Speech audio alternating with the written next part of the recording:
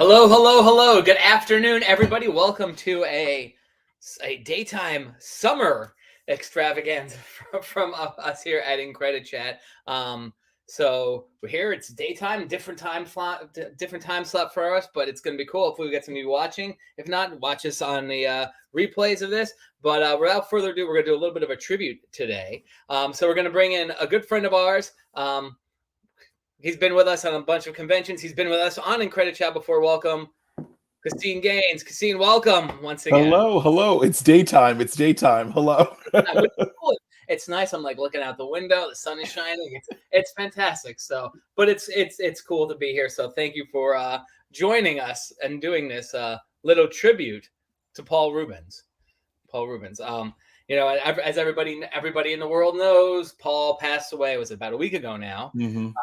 And I'm sure, I know you've been posting online. Your book has been popular once again. Yeah.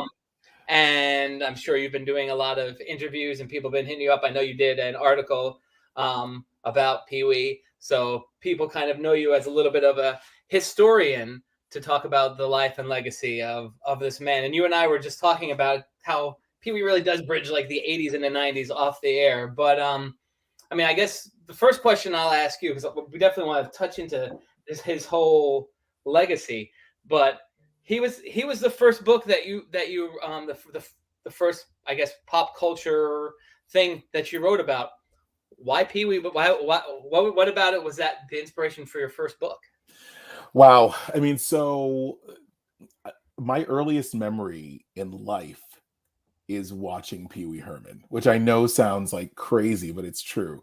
I was born 9 months before Pee Wee's Playhouse debuted on television in September of 1986. Yeah. And so I just remember really vividly watching Pee Wee Saturday mornings, screaming real loud, just totally enjoying being a part of that universe.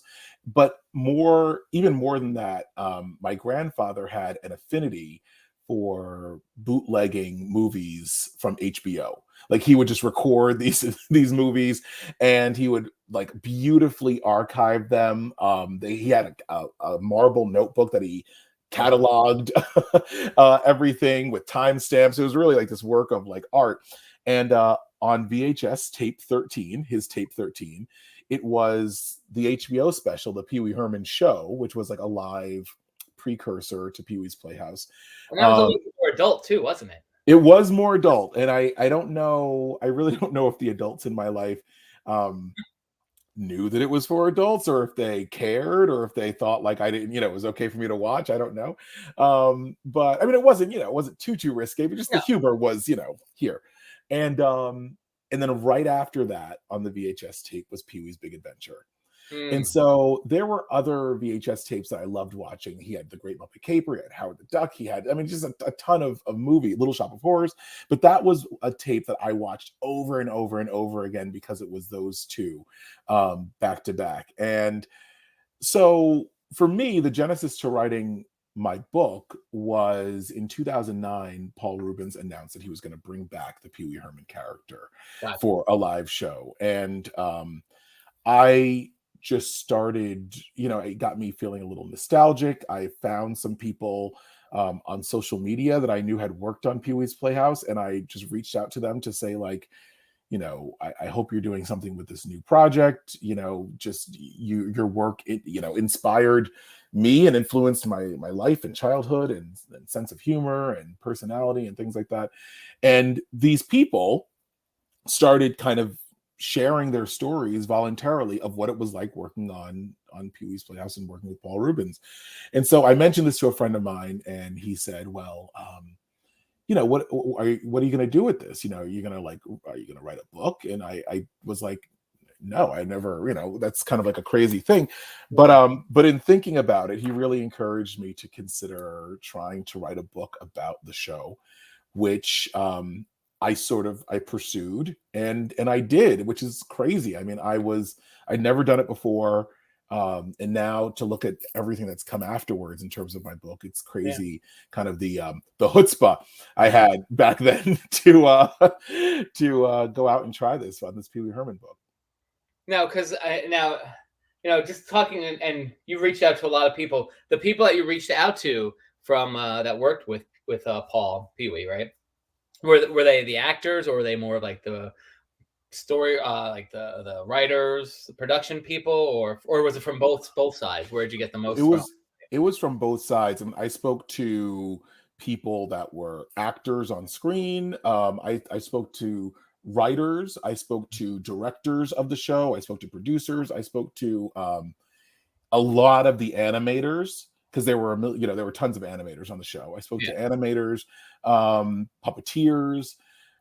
I even spoke to someone who was Paul Reubens' manager around the time that he did Big Adventure, who also got him the deal for Pee Wee's Playhouse. And I think one of the most interesting people that I spoke to was a woman named Judy Price, who was the head of children's television at CBS. So she was the one who actually greenlit Pee Wee's Playhouse, and she was in charge of the show throughout its entire run.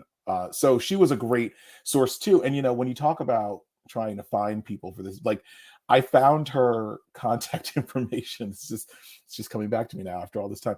I found her contact information because she was very active in like her senior community, I think like in Florida or something like that. So like I found her contact information through like a newsletter for her senior community. Like, it's a little, sometimes you have to really hunt these people down, but she was so great to talk to. And everyone was really wonderful, who agreed to contribute to the book.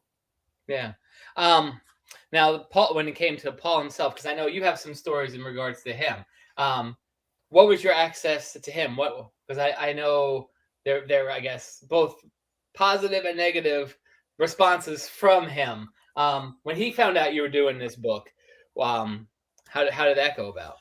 Well, so the book is unauthorized, and the book really, that wasn't the intention necessarily. Yeah. Obviously, I sought out to write this book because I loved the show. And when I say I love the show, I mean, it's funny because I've been doing a lot of reflecting over the course of this last week. And like, Paul Reubens and Pee Wee Herman, rather, was probably like the first non-family member that I looked up to, that I idolized, that this is before I was even in school, so like who do you really even know outside of people that are directly related to you? And so I was doing interviews for the book, and someone who was one of the puppeteers that I had a great conversation with asked if I had spoken to Paul, and he said, and I told him that I hadn't. And the only reason why I hadn't at that point is because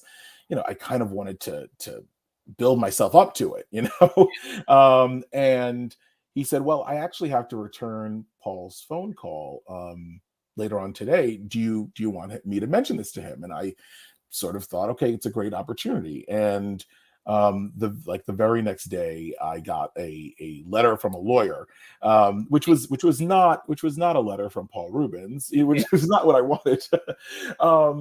And look, I'm always very I try and be understanding about his sort of position here. Number one, he wanted to write a book himself. Mm-hmm. That's what we were told. And number two, he is the creator of Pee Wee Herman. He is, one of the things that I learned definitely in writing the book is that he was incredibly hands-on with everything, with merchandise, with even if he wasn't the writer on something, he was very hands-on with the writing, the puppeteering, the design, everything. And he just really was not in favor of something coming out that was going to tell the Pee Wee Herman story that was not directly from him, which is something that I can understand now. So sometimes then the next question is like, then if he didn't want you to write the book, then why did you write the book? And again, just remind us, what year was the year that the book came out?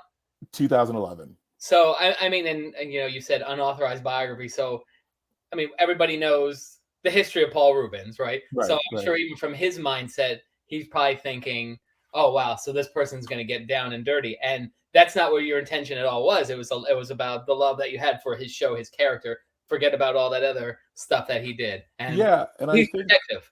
I think that for me was always kind of like the thing that I had in my that I knew and I had in my back pocket was I knew my intentions.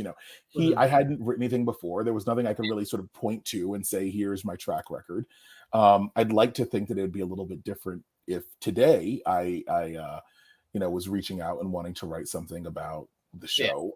But the reality is I sort of felt like, my goodness, it's okay. Even if he's not in favor of this, number one, there were so many people that worked with him over the years that had such great stories to tell and such great memories that it felt like they sort of were deserving of, having their position reassociated with the show, reestablished as well. But also, I felt very strongly that if Paul Reubens could just read the book, if he could only just, see what's in my mind, if he could only just see what's in my heart, he would ultimately be okay with the book, But the only way to prove that is to do the book, and which is kind of funny, and I understood, it was a little challenging, and I definitely had conversations, not just, kind of one-sided lawyer's letters, but there was at least one conversation that I had with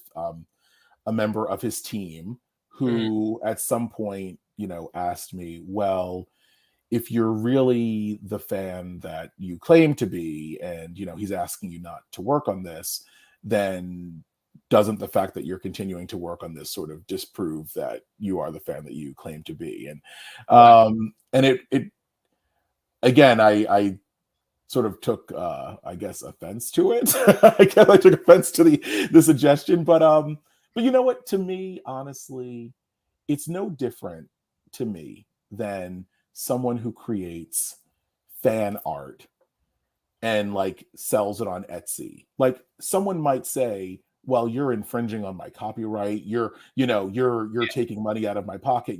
But they're not doing it to hurt you. They're doing it out of love, out of appreciation. They're, this no different than someone who edits together, a video or a montage of clips and puts it on YouTube or something like that.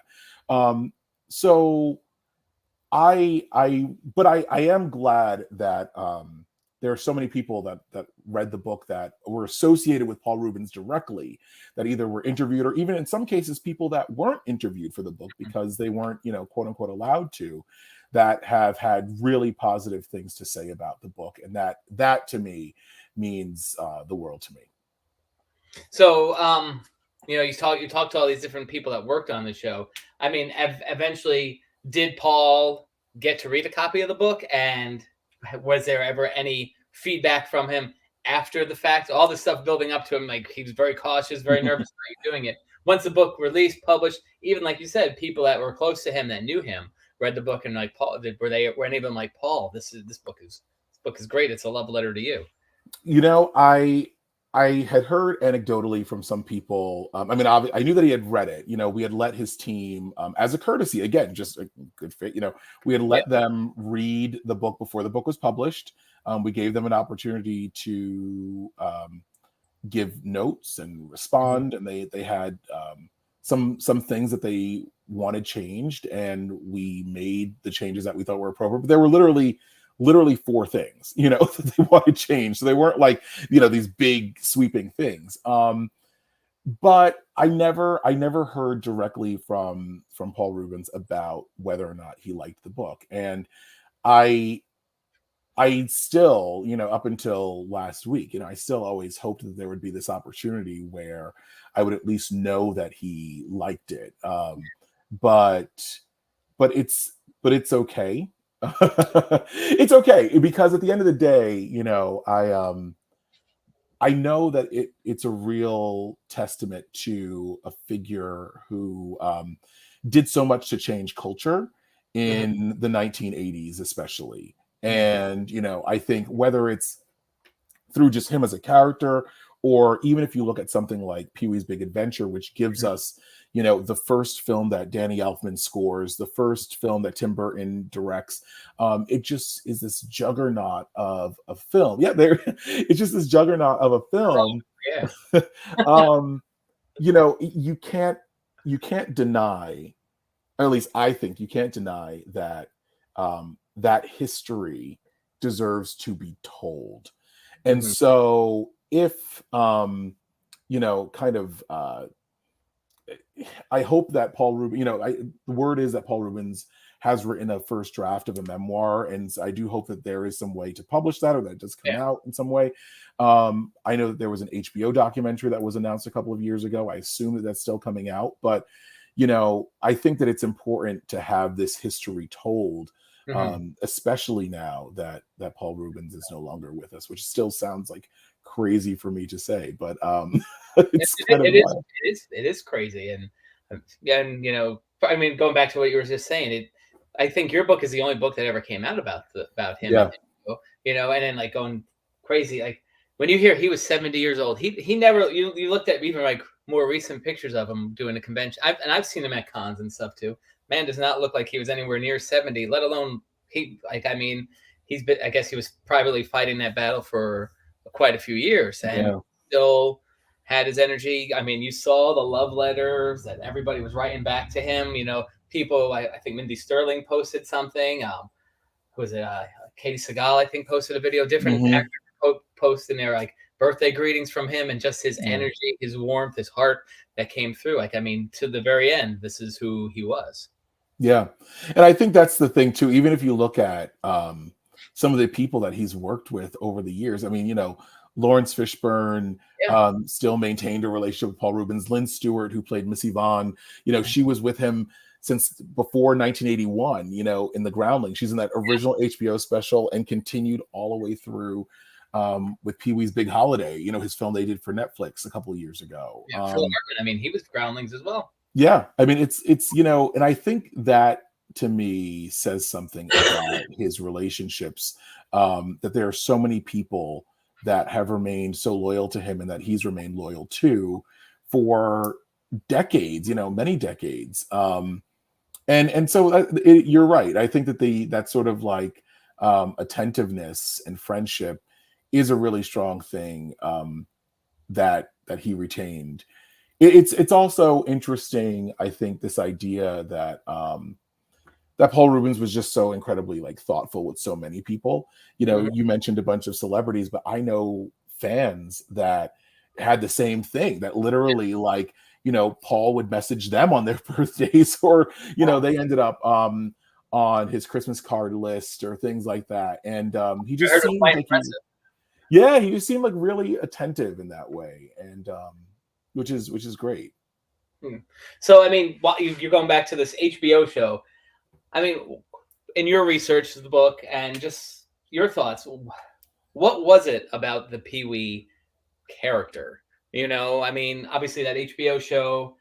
I remember getting on one of those old, this not quite clamshell VHS tapes, but they were like in those hard HBO special things, and I was like, "Oh, this is Pee Wee's Playhouse," but it's not. And like you were saying earlier, but there was something about that Pee Wee character he created in that special, which then went to the movie, that then went to Saturday mornings. I remember at the time, him being compared to like Mr. Rogers or the Captain Kangaroo of the time. What do you think it was about that Pee Wee character that really resonated with fans, young and old?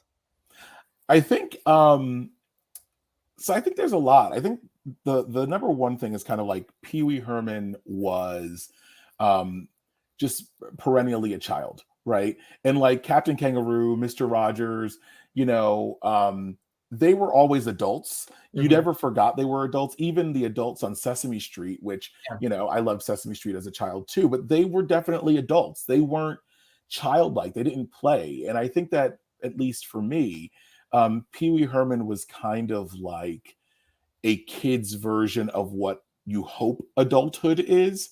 That every little kid thinks, oh man, when I'm an adult, it's going to be great. I won't have to go to school. I won't have to, no one will tell me, I can't eat ice cream for breakfast. No one's going to there'll be no rules for me as an adult. And Pee Wee kind of lived in that ruleless kind of space.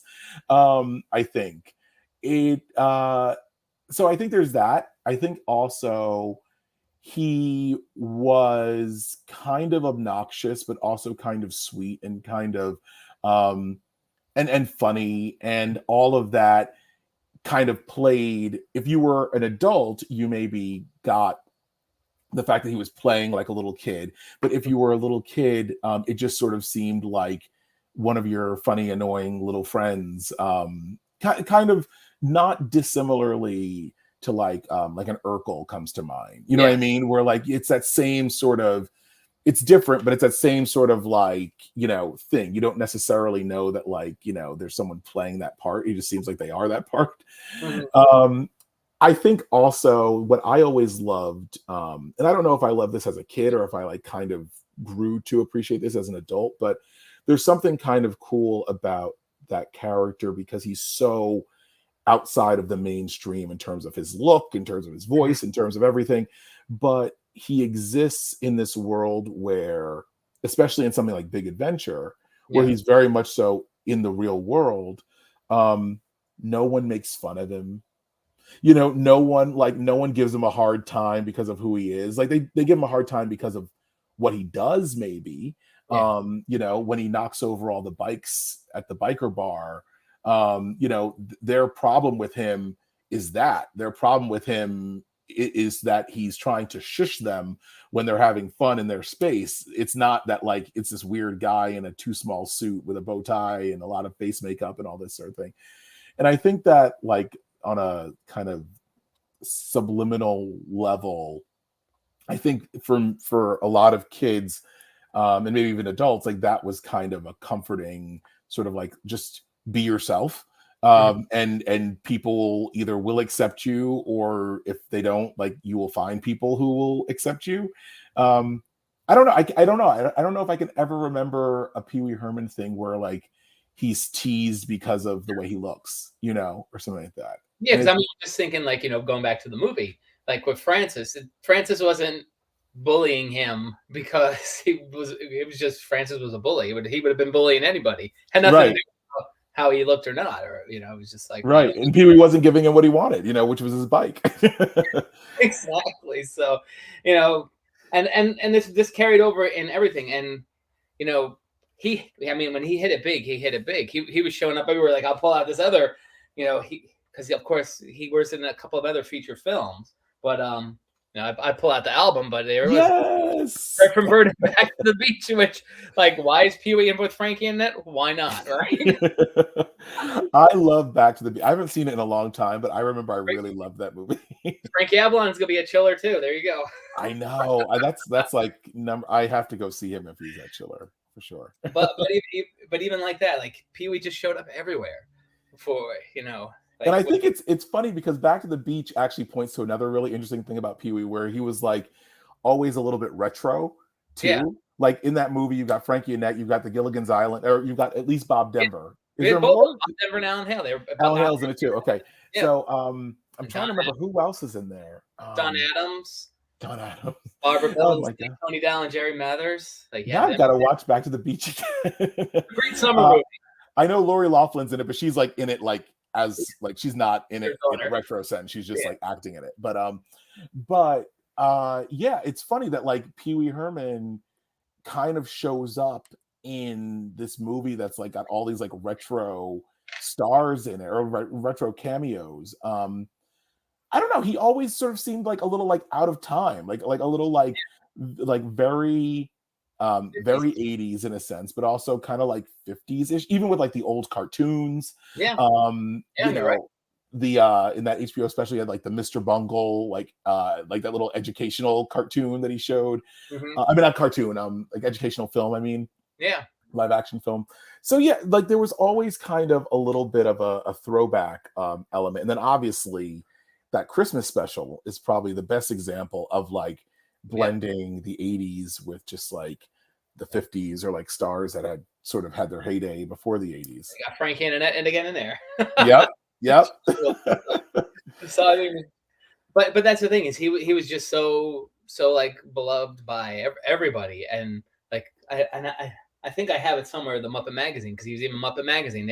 They crossed over with him, which is surprising that at that time, and again, 90 was when Jim passed away. but like earlier on, I'm surprised like they never really did any kind of crossover with Pee Wee. You know, you would think Yeah. would have met at some point. He was in Put Down the Ducky on that Sesame Street special, but that was like taped in the Playhouse. But outside of that, there really wasn't any. That would have been a perfect world to meet up, I think. Yeah, it's interesting, and I'm you know, it's funny because I just saw a quote. I never really thought about this, but I just saw a quote from Wayne White, who did a lot of the puppets for Pee Wee's Playhouse, and he said, you know, some of the puppet sensibility on Pee Wee's Playhouse was actually like intentionally designed to be like as immersive and like anti-Muppet as possible. Which isn't to say they hated them, like they liked the Muppets, you know, obviously, but it was that, you know, the Muppets were all sort of like, not all of them, but a lot of them were like self-contained. You know, there were hand puppets and things like that. Yeah. But obviously in Pee Wee, they were so immersive in the inside the chair, you know, inside the you know, the window being this huge thing, you know, all this kind of stuff. So yeah, it was just sort of this like fascinating immersive puppet meets animation meets live action meets classic animation world that was kind of fascinating. Yeah, when you looked in the fridge, Penny without, I mean, all these, I mean, like iconic things, you know, that, you know, going back and thinking about this, it's like, wow, this was like such a big part of your childhood. And to go back to what you said, like, it's weird to hear that he's not here anymore, because he was never somebody you're like, oh, well, when Pee Wee dies, because, you know, whoever thought that was ever going to happen, you know? Yeah. You know, and I mean, I think, and you know, he definitely went through his rough period there, but I think even he took it tongue in cheek. Obviously, you know, they were playing it all over the media when he passed away, where he came back and like, heard any good jokes lately. But then even after that incident, you know, Pee Wee kind of went away for a while, but he redefined himself at that point too. You know, taking on, I mean, so many roles. Nightmare Before Christmas. And it's ironic, you know. And shame on me, I have a huge DVD collection. I did not have Pee Wee's Big Adventure. So, and this is like literally a week before he passed away. I'm saying to my 10-year-old, I'm like, you know what? So we found the DVD of, I said, oh wow, I think you'd like this movie, you know? And then like a couple of days later, I picked up Mystery Men, which is one of those, and then a week later he passed away. Wow. Craziness. But I mean, so Mystery Men, Buffy the Vampire Slayer, Nightmare Before Christmas. I mean, certainly like I remember even growing up when I was a kid, you know, the big, you know, and Tim Burton, of course. And it's like, oh, Pee Wee's going to be in Batman, the new Batman movie. I think that was his first big.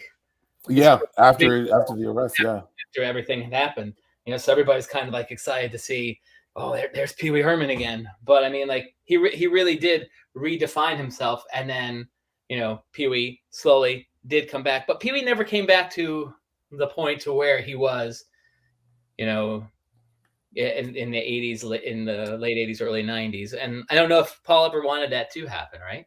Yeah, I mean, I think that I think there's a couple things. I think one is, you know, he was very, I remember reading a quote from him at some point where he said that he was very sort of spoiled from the Playhouse experience, because he had a lot of money to make each episode, and the show, there really wasn't a lot of meddling from CBS. You know, the show was a hit, and they figured, you know, maybe we don't totally get it. Maybe we don't totally, you know, like, who are we to give notes, you know, that this thing is working. So, but, you know, there were a couple of other scripts that he had that he either couldn't get made, or other TV things that he tried to work out. But he said that he always sort of like, he wasn't used to collaborating with like the studio, with like, you know, like that just wasn't a thing that he was used to. And so it was a little bit challenging for him.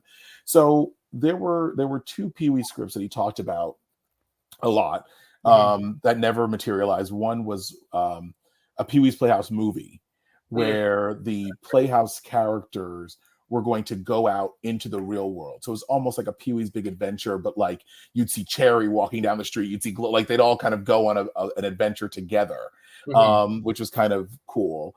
And then the other thing was the Pee Wee Herman story, which was, I don't know if you know the film A Face in the Crowd with Andy Griffith.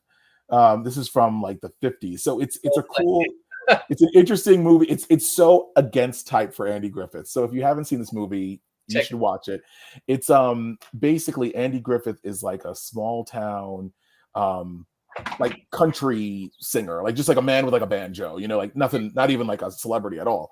And he gets discovered and ends up becoming this huge celebrity and becoming like a monster to everyone that he ever knew. Like he turns his back on everyone. It's like, you know, like, and then ultimately he kind of gets his comeuppance, and like the people that he stepped on the way up, they kind of end up like setting him up so that his fans know that he's you know, a fraud and a phony, and looks down on his fans and things like that. And so Paul Reubens basically wanted to remake A Face in the Crowd with Pee Wee Herman. And it was supposed to be like a darker Pee Wee Herman movie where like Pee Wee Herman like accidentally becomes famous and becomes like this like huge bratty diva celebrity, and like becomes like addicted to like pills and liquor and things like that, and just sort of like, and it was supposed to kind of be like, you know, like a grown-up Pee Wee Herman movie. And it's fascinating. Like I would love to know what that script looks like, because he claims that it's been written, and I would just love to know. I know that Playhouse film was written because I actually did see the script for that, but I don't know. I don't know if the other script really was written. I guess it was. But what an interesting turn. But no, so I think Paul Reubens kind of enjoyed being able to go back to the Pee Wee Herman character whenever he wanted to. It's a safe place. Yeah, it was a safe place, and I think kind of like, you know, kind of like the convention circuit, right? Like I think sometimes he did, like I know he did Chiller back in like 2006. Like, you know, like there were, you know, sometimes he would go out and do stuff, sometimes he wouldn't. I think he kind of was at a point where if he felt like he wanted to go and soak up that adoration from fans, he could go back to that well. But only if he really felt compelled to. Yeah. You know, and you know, mentioned about the Playhouse too. It's, you know, and I don't know who has the rights to it now. CBS owns it, or no, he owned it. So I have to assume that, yeah, I mean he still has a company, so I don't know who owns his company now, but or I don't know. It's a great question. I don't know what'll happen to Pee Wee's Playhouse, because I mean, or all the merchandise and things like that. because all like, even I'm just thinking the episodes, they're not streaming anywhere, I don't think. No. Mm-mm. And I think I know the VHS obviously gone, but I think the DVDs are that's all long out of print at this point. Yep.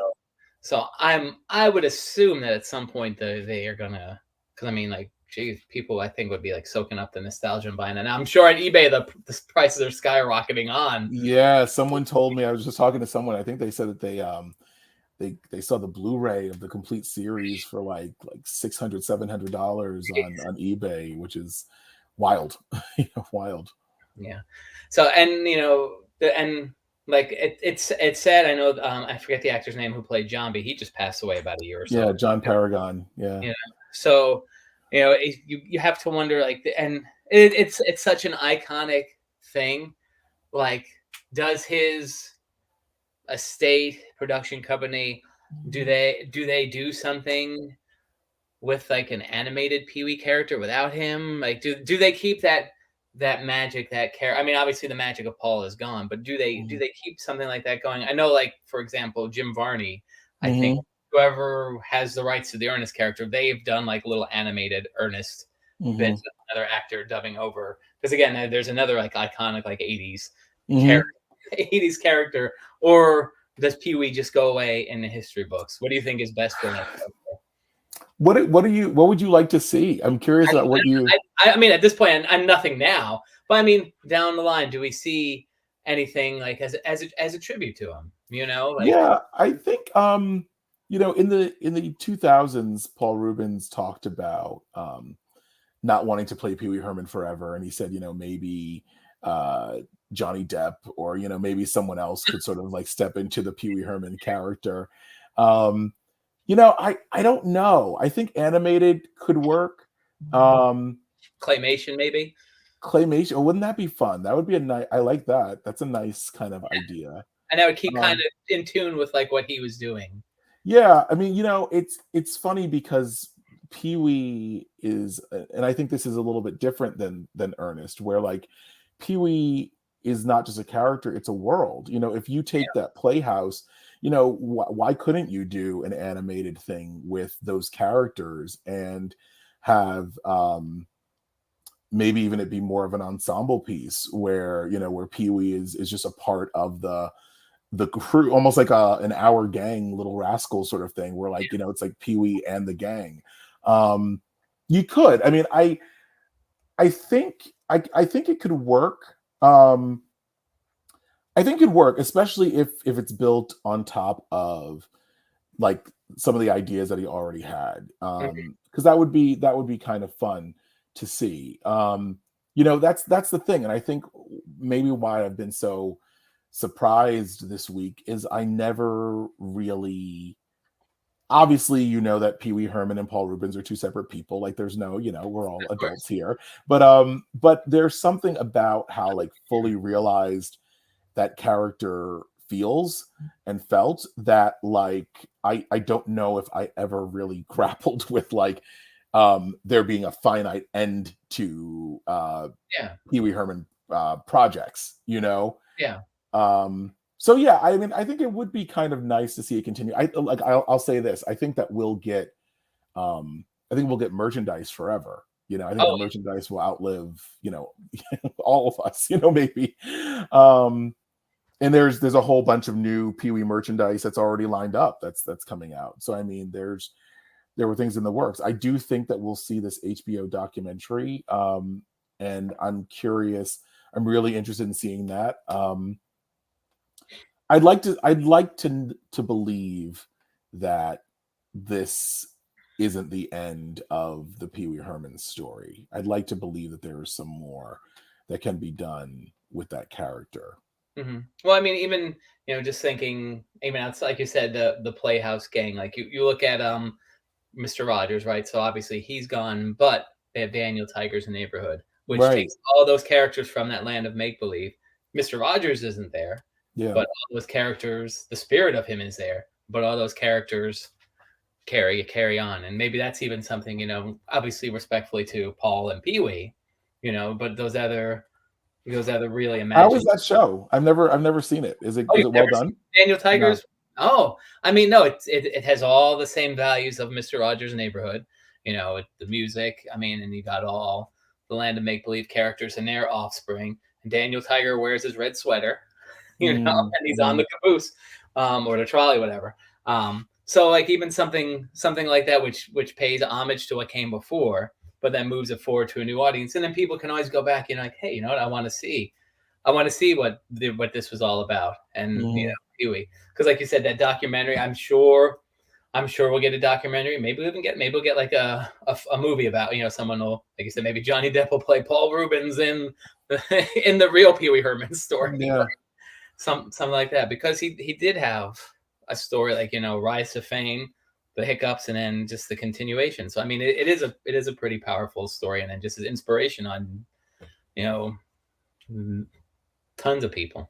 But you know what? As you're talking, I'm thinking about in addition to being an actor, Paul Reubens obviously created this character and created this world, and I feel like is it that different than like the creator of The Wizard of Oz, L. Frank Baum, who wrote, a dozen books, but like when he died, those books continued on, without him, and that universe continued on without him.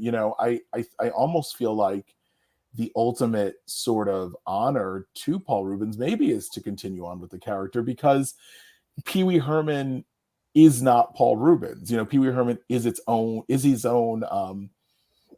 not being, but like his own like character, his own sort of creation. And so you don't necessarily have to be that person. It's not like or I guess the way that I'm sort of seeing it is, would it be any different if they did a remake or even a sequel to like Mrs. Doubtfire, for example? Like, yes, Robin Williams originated that role, but like, it's just a creation. It's just a character, it's not exactly the same, but it feels not exactly different. somewhere in the middle. And it's hard, you know. And I think about this like in regards to like the Muppets, for instance, right? And it's different, like a cartoon character like Bugs Bunny or Mickey Mouse or whatever, Scooby Doo. They're cartoons, they're voice actors, you know, but they're not tangible things, you know. Mhm. But like, you know, like Kermit the Frog or Pee Wee Herman for that matter, right? Can be a guest. Like Pee Wee Herman's on Jimmy Kimmel, whatever. He's not Paul Reubens. He's Pee Wee Herman. You know, Right. Frog. It's not the puppeteer. It's him. So, like you said, there is the character and separate from the person. So, is there a way to continue that character while still honoring what had come before? So, I don't know. It's an interesting thing. Mr. Rogers was the same way, right? Yeah. I wonder. And I would like to know, especially since it wasn't, you know, a sudden thing, since Paul Reubens certainly knew that he was battling cancer. I have to imagine that he's left some sort of intentions, you know, for whether it's his character or whatever. You know, I'd like to. He must have, right?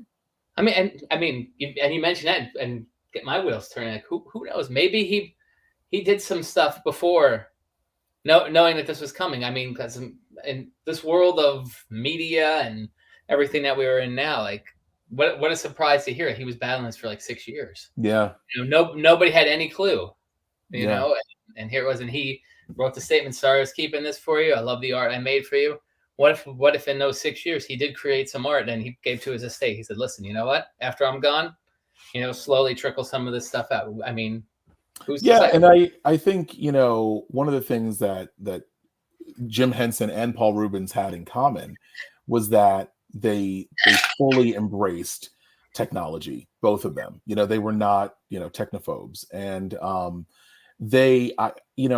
as much as this is not a writers actor strike, you know, sort of situation, but as much as, you know, there's like hologram Yeah, performers and things like that, I wouldn't be totally surprised if Paul Reubens felt like if the technology were good and it would do justice to the character, yeah, you know, if you could pull, um, if you can in some sort of AI sort of way use past recordings from Big Adventure and, you know, everything, and sort of splice together some sort of vocal palette or profile to do some other Pee Wee Herman show or live experience at Universal or something like that. It could be done, and I don't think that he would be opposed to it, just based on the way that he talked about that character continuing on without him, and based on his kind of embracing of technology as a means of storytelling. yeah.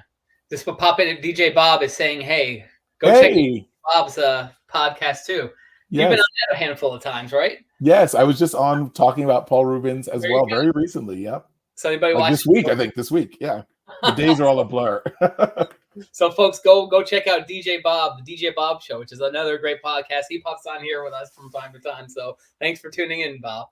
But you know, I love that idea about, you know, and I mean, we that could be a whole other show, is talking about this AI technology. But Yeah, like, you know, somebody like that probably would have embraced what that could have brought in. I mean, like, keeps that character alive and fresh a little bit. And like I said, maybe not video record, but audio recorded some stuff before, you know, over the last few years, to just be like, go and play with it. So I don't know. I don't know. you We'll know, see. We'll see what happens. we're in such a funny time, and I think you know, when you look at even like, you know, Betty White, Robin Williams, Paul Reubens, like I think there's something about I think celebrity deaths obviously always hurt, you know, since there have been celebrities, there's been celebrity deaths, and there's been people that have idolized celebrities. But Yeah. there's something so different about the time where we grew up, where we had home video, where we had reruns, where we had cable, where we had the ability just to not once a week fall in love with Lucille Ball, but Hmm. we could watch, you know, the Never-Ending Story on a constant loop if Never we ending. wanted to. Yeah, never ending, right? I think, I'm not, that must do something to um, the brain, or that must do something to the spirit, where you feel a different kind of connection Yeah.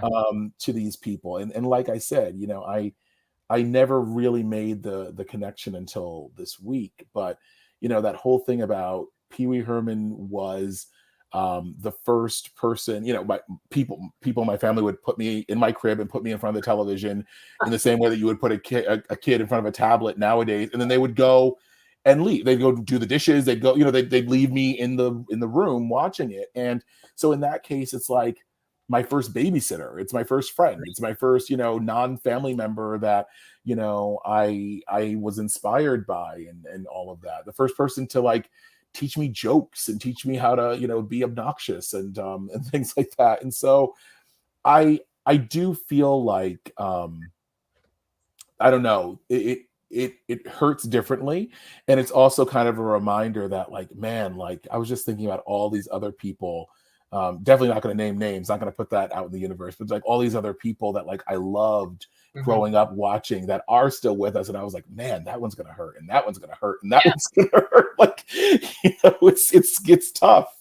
But you bring up a good point too. And I mean, I have 2 young kids, and we both work with kids, so we see how kids grow up now in comparison to where when we were kids, being put in front of watching Pee Wee or watching Mr. Rogers, Sesame Street, whatever, or watching reruns of Lucy or Gilligan's Island. Like our parents felt okay, like, cool, you know what?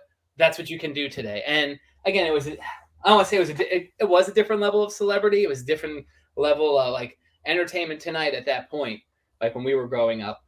Now it's like a tabloid show. It's like, right. What are the Kardashians doing? What's this media influencer doing on Instagram now? Whereas like when we were kids, it's like, 1995, but we were, it's Entertainment Tonight would do like a cover story about like, oh, where is the cast of Leave It to Beaver now? This show that's like, oh, we're watching reruns. I don't think young people today, their intake of media is so different than ours, because all these older things, even something from like 5 years ago that now like it's just gone. And this is all part of, I think, what's going on in Hollywood now is, in regards to residuals and streaming and everything, shows are done and then they're just forgotten about. There's no more syndication anymore, so, unless like there's people like us sitting here and talking about Pee Wee Herman or talking about the Muppets, keeping them alive and relevant, they just go off into like television heaven, if you will, right? Because and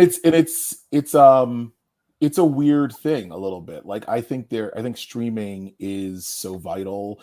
I think streaming does help like democratize. I always mispronounce that word. Democratize the playing field a little bit. Like you can have more things that maybe wouldn't make it onto network television show up in a streaming situation. But and I didn't watch the show, so I can't, like, I'm not saying it whether it was good or bad. I don't no idea. But like you look at something like that Rise of the Pink Ladies show, which like one season, and then like not just one season, but then like taken off the streaming, literally just gone. Like just Willow was the same thing. Yes. Yeah, and that to me is like crazy, because I mean, I guess as I'm thinking this, so I guess like that was also true before. Like you would have shows that lasted one season. Like try and find Joey, on somewhere. Like it's like there are things that came and went and disappeared too. Yeah. But it just feels like I'm always amazed at what kids don't know nowadays, and like even when you and I were kids, things, something like the Beatles, the Beatles were like, that wasn't our lifetime, but like they were, you still knew who they were, and you had some level of respect for them, or Dennis be watching a TV show and they'd be referencing the Beatles or something, or like the Monkeys, which were on in like the 60s, were on in reruns when we were kids. Yeah, the Brady's and Gilligan, and things like that. Leave It to Beaver. But it just like, I mean, again, I know this is probably sounding a very like, like old manish, but like when Nick at Night is like Friends and like Mike and Molly and the George Lopez show, like you have to kind of go like, really? Like, how is that? Like, I mean, I guess to an extent, right? Like in the 90s, 30 years back were the Bradys and Gilligan and Partridge Family, right? So I guess, but it just feels, I don't know, or maybe we're just getting old. Maybe this is just like an old man conversation.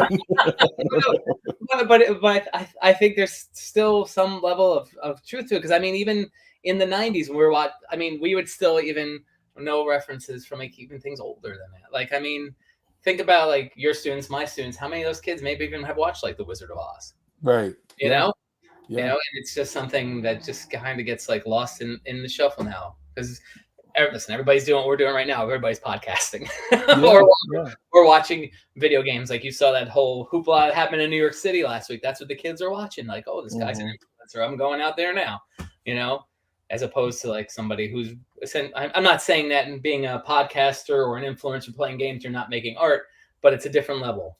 And I think there's so much, I think about, like, I'll go back to Lucy, where when there were only 3 networks, if you wanted to watch television, you had there's a reason why I Love Lucy, The Twilight Zone, things that came out in that like 50s, early 60s television have endured. Number one, you had to be really good in order to keep your slot. And number two, like everyone in the nation was watching at least a third of like one of those, like at least a third of the nation was watching Lucy or The Twilight Zone or whatever. And so you just had this greater shared experience. Whereas now, I mean, you can't get a third of the nation to watch anything. You can't get a third of all television sets to watch the Grammys, the Oscars, the Super Bowl. Maybe the Super Bowl, a third of all television sets that are on maybe are watching the Super Bowl, but maybe not even with all the channels we have and streaming and things like that. And so it's tough. I think it's carrying over into like the box office too. It's just like the attention span is just not like, it's just like flavor of the week and then it's gone. And things kids didn't see it. So like, sad to say, like our generations now, aren't necessarily going to have in like 30 years their Paul Reubens. And I think in that light, it's interesting to think about how much Paul Reubens did in, so you had 2 films, you had the HBO special, you had 5 seasons of the television show. 3 films. Right, but I'm saying even if you just look at that 10-year period, like from 1981 to 1991, you had all of that. You had he played Carnegie Hall. I mean, he like had like this like amazing career that was also like condensed in a 10-year period, and like I just don't know now if that's replicable. I don't know. It just feels like it's as you said, like media doesn't work that way anymore. It just doesn't. I was looking a while ago, maybe last summer, working on a project looking at like album sales right around like the cusp of the millennium, and like you would have Britney Spears, Backstreet Boys, NSYNC. They'd have like 1.3 million albums sold in a week, 1.7 million albums sold in a week. Like now you're lucky if you get like 20,000 albums sold in a week. It's just not a model that exists anymore. That's the thing. It's just like, again, going back to like, like you said, the 10-year span, like if Pee Wee hit now, he'd have the show, and it'd be released all in one shot. It would have a couple of seasons, but people would binge it for the weekend, probably within a year or two, we'd have the movie, and then maybe there'd be a sequel, but by the time the sequel came out, he'd already be over and gone. Next thing. I think that's how it works now. 2 or 3 years at best for something, and then. It's true. But I I'm glad at least that we do have that recent Netflix film, Pee Wee's Big Holiday, Yeah, which I actually think is pretty good. it's a fun film. And I hope that now at least and again, not to do a commercial for the book, but part of the goal of the book and what I'm hoping happens now, whether it's through the documentary or whether it's just through all of these tributes that everyone's doing, is people do look at shows like Blue's Clues and Dora the Explorer and things like that and say, like, where you start to see that sort of tide turning is a show like Pee-wee's Playhouse. Do you even get, in a very literal sense, do you even get Nickelodeon's children's programming?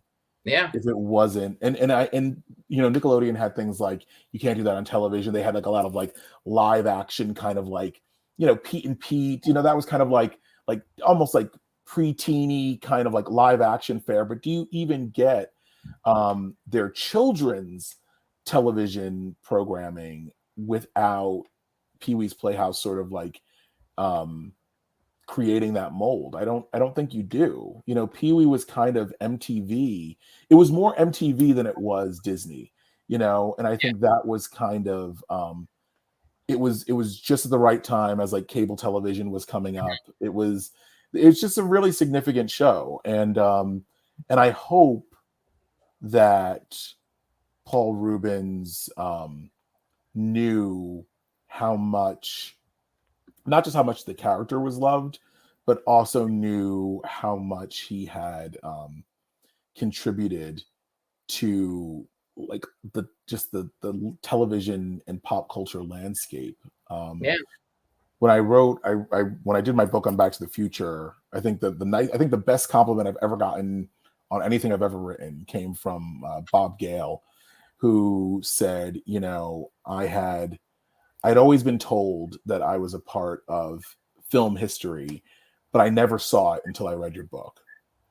And I hope that Paul Reubens had the chance to